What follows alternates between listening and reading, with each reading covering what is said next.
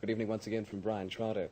The state government today rejected a call by the opposition leader, Mr Olsen, for a public inquiry into last night's riot at Glenelg. But the Chief Secretary, Mr Abbott, blaming alcohol for the riot, said the government's review of the Licensing Act might result in a ban on bottle department sales on Sunday. He said it was also looking at increased penalties under the Police Offences Act. This report on the aftermath of the rock concert that went wrong was filed by John Milbank. It was programmed as a family concert on the lawns of Colley Reserve, one of a number held there without incident this summer.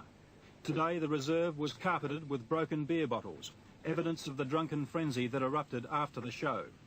One incident in which police found it necessary to intervene resulted in a running battle with hundreds of people.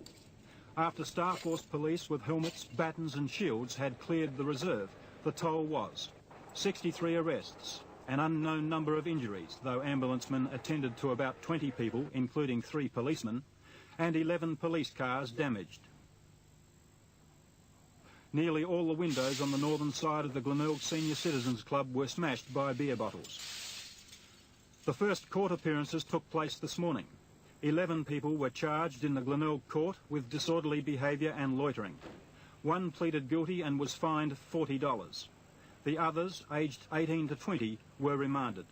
The riot's likely to result in the Glenelg Council trying again in the licensing court to have the bottle shops of nearby hotels excluded from their Sunday trading permits.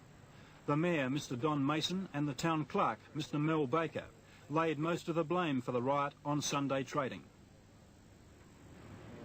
Well, it was quite evident that groups were congregating on the reserve, attending the concert.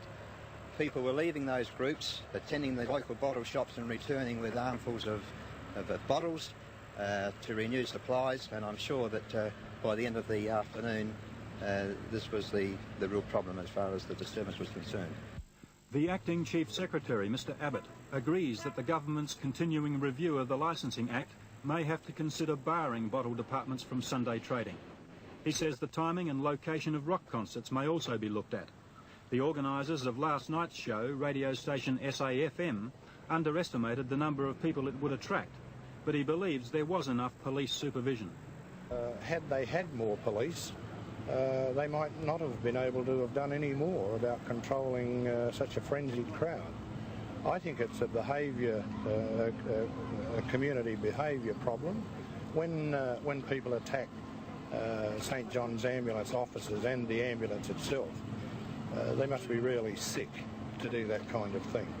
So it's a behaviour problem, and we need to look at the cause of that behaviour.